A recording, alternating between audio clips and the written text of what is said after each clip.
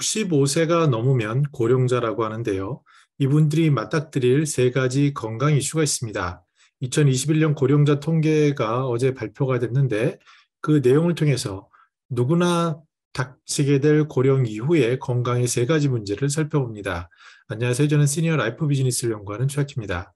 고령 인구 65세 이상 중에 여성분들이 한 57% 되고요.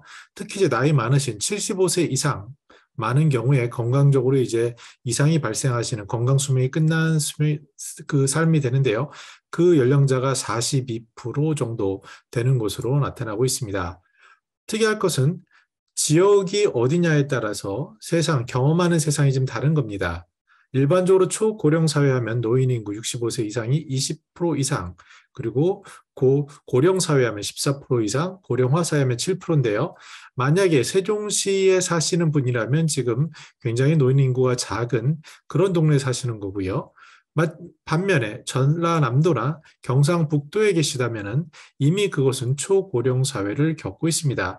대도시 중에는 부산이 높아지고 있어서 최근에 부산이 굉장히 좀 다양한 지역이 있는데 빈집 현상 이런 것들에 대한 우려들도 같이 늘어나고 있는 것을 우리는 알 수 있습니다. 그러면 노후에 닥칠 건강의 세 가지 이슈가 무엇인지를 살펴보겠습니다. 먼저 꼽은 것은 기대 여명에 대한 것, 그리고 두 번째는 불안한 것이 무엇입니까? 세 번째는 건강과 의료 이것을 통해서 어떠한 삶의 시사점이 있는지 살펴봅니다. 65세가 딱 되었다고 했을 때 앞으로 몇 년을 더 살 수 있습니까? 라는 질문에 일반적인 기대 수명이 남자인 경우에는 한 19년, 여성인 경우에는 약 23년. 그래서 기대 수명은 남자가 84세, 그리고 여자가 88세 정도로 점점 매년 높아지고 있습니다. 근데 그 격차를 보면 남자와 여자의 격차가 2000년부터 쭉 보면은 3.9%에서 4.3%로 그 차이가 점점 커지는 것을 알 수 있고, 그러다 보니 75세 이상 연령에서도 여성분들이 더 많아지는 것을 알 수가 있습니다. 어떤 것이 사회에 가장 불안한 요인입니까? 라고 2020년에 물어봤습니다. 이게 자료가 방대한 조사다 보니까 그 기간에 갭이 발생을 합니다. 아무래도 코로나 때문에 굉장히 높은 비중이 질병에 대한 것이다라고 얘기를 했고, 또 안보에 대한 것, 그리고 경제적 위험 이런 것들이 있습니다. 그러나 우리가 주목할 부분은요. 환경오염이라는 것, 그리고 계층 갈등이라는 것도 점차 나타나고 있음을 알 수 있습니다. 근데 혼자 사시는 어르신, 현재 기준으로 약 한 33% 이상 되는 거로 나타나고 있는데요. 이분들이 느끼는 것은 상대적으로 비슷하지만 더 큰 부분은 바로 그 건강에 대한 것, 특히 코로나, 신종 질병에 대해서 혼자 있는데 누가 돌봐주지? 이러한 부분이 것들이 굉장히 높아졌음을 우리는 볼 수 있습니다. 운동에 대해서 이건 2019년의 조사니까요. 또 이것도 말씀드린 것처럼 방대한 조사라서 갭이 있을 수밖에 없는데요. 걷기 실천하는 게 그때 당시 한 40%, 또 근력 운동은 한 18%에 그쳤습니다. 나이가 들면 걷는 것 굉장히 중요하죠. 그리고 간단하게라도 근력 운동하는 것이 상당히 중요한데 이것을 30분 동안 하느냐 안 하느냐의 차이는 어마어마한 차이를 나타내는 것을 우리는 주변의 시니어들을 통해서 알 수 있고, 나이가 드셔서 똑바로 제대로 걸을 수 있는 것이 얼마나 큰 축복인지는 나이가 드신 분들은 아주 강하게 체감할 수 있는 그런 일이라고 할 수 있습니다.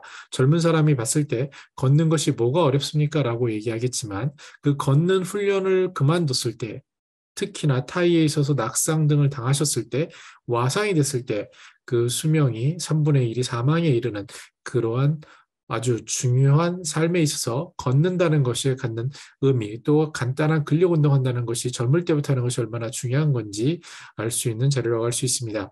의료비에 대해서요. 본인 부담금은 1년 내 평균 한 112만 원 정도입니다. 물론 질병이 커지면 편차가 커지고요. 이것은 젊었을 때 대비 대략 한 3배 정도 많이 드는 거고요. 통계적으로 봤을 때 돌아가시기 1년 동안에 쓰는 그 비용이 어마어마합니다. 그런데 우리나라는 그나마 그 본인 부담금, 그러니까 그 의료보험이 잘 돼 있으니까요.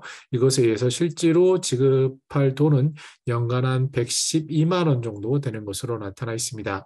노인장기요양보험도 2016년 기준으로는 아마 국가에서 어느 정도 가이드라인을 정했는데 제 기억은 한 7% 정도라고 이해하고 있었습니다. 근데 그것이 2020년에 벌써 인정받는 겁니다. 그러니까 신청하신 분들이 다 되는 게 아니라 그중 인정받는 비율이 있는데 그것이 9.7%에 달하고 있습니다. 이것을 연령별로 보면요.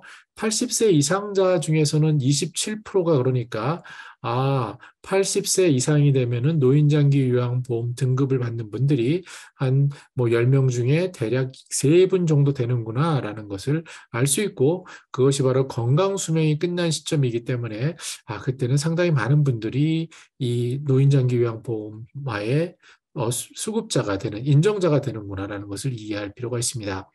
특히 연명의료에 대한 것, 즉 어떠한 더 이상 의료적으로 치료가 불가능한 상태에서 뭐 이렇게 우리가 잘 아는 인공호흡기를 낀다거나 또는 그 식사를 주입한다거나 그렇게 해서 살아가는 경우인데요. 제가 아시는 어르신도 거의 20년 넘게 이렇게 연명의료 하셨는데 굉장히 그 가족들도 힘드셨고 했습니다. 근데 이번에 코로나로 안타까운 일을 겪긴 하셨는데요. 이런 것들에 대해서 의식이 어떻게 살려야 할 것인가, 이 병원에서의 어떻게 할 수 있는 법적인 거라든지 아무리 그 법이나 사전연명의료 의향서를 쓴다고 할지라도 가족에서 동의하지 않는다면 이러한 몇 가지 제약 조건이 있어서 현실적으로 어려운 부분이 있는데 여기에 대해서 반대하는 비율을 보면요. 나이가 많아질수록 특히 85세 이상이 되시면 89%가 나는 연명의료를 받지 않고 자연스러운 삶을 마무리하는 것을 겪고 싶다. 특히 집에서 그러고 싶다라는 것을 나타나고 이 조사를 이번에 반영함으로써 새로운 웰다잉 관점이 들어갔다라는 것에 의의를 둘 수 있겠습니다. 정리해 보겠습니다. 고령자 65세가 되면 건강에 대해서 세 가지 이슈에 부딪히는데요. 기대 연명 관점에서 65세가 될 때, 앞으로 22년에서 23년이 남았구나라는 것을 생각해 볼 수 있습니다. 그러면 그 기간이 짧다면 짧은 거고요. 길다면 긴 건데 이것을 어떻게 할 것인가. 특히 젊으신 분일수록 이 기간은 점점 늘어날 건데요. 그래서 인생 다시 면막에 대한 이제 인생이 끝나는 것, 마무리하는 것이 아니라 어떻게 더 건강하게 건강 수명을 늘릴 것인가에 대한 또 삶을 얼마나 충실하게 살아갈 것인가에 대한 계획이 필요한 시점이고요. 왜 그러냐면 요즘 뭐 주변에 90 넘으신 어르신 상당히 많지 않습니까? 그러면 대부분 65세 이후에도 25년 이상, 30년 이상이 남아있는 경우인데 그 삶이 짧다면 짧지만 길다면 길 수 있기 때문에 새로운 준비가 더욱더 필요한 거죠. 불안 요인에 대해서는 나이가 더 들수록 질병에 대해서 맞닥뜨리는 게 많아집니다. 그만큼 의료 비용도 늘어나게 되는데요. 여기에 대해서 할 수 있는 것은 조금이라도 젊으실 때 제 지인 중에 70세의 운동, 걷기를 시작하셨는데 그것이 활력이 돼서 건강 상태가 유지되는 경우를 볼 수 있습니다. 과할 필요는 없지만 아주 사소한 거라도 그것을 실천 30분을 했을 때 그것이 누적되고 쌓였을 때 그것이 바로 건강 수명을 늘릴 것이고 그것이 불안 요인을 줄일 수 있다라는 그런 것을 생각해 보실 필요가 있고요. 또 일상에서 작은 실천들이 있어야 되고 내가 80세 이상이 되면 27%가 장기 요양을 받는데 그것을 안 받을 수 있게 걸을 수 있는 능력, 기본적인 건강 능력을 유지하는 것이야말로 국가 경제 또 가족 경제 그리고 본인에게 굉장히 도움이 되는 그런 것임을 생각해 볼 필요가 있습니다. 나아가서 연명의료에 대한 인식도 웰다잉의 관점에서 내 삶을 내가 얼마나 충실하게 내가 결정하면서 살아갈 수 있는지에 대한 진지한 고민들을 하는 그런 키워드들이 담겨 있는 2021년 고령자 통계였습니다. 저는 더 나은 시니어 삶 공동체를 연구합니다. 감사합니다.